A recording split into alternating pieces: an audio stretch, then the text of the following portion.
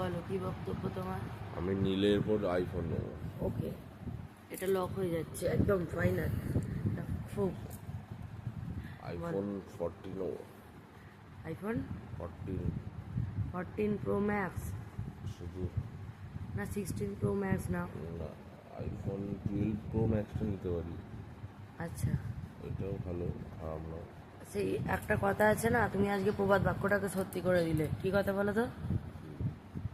এই যে ক্যাতা পাশে, হ্যাঁ, এই যে ছেঁড়া ক্যাতায় শুয়ে লাখ টাকার স্বপ্ন দেখা।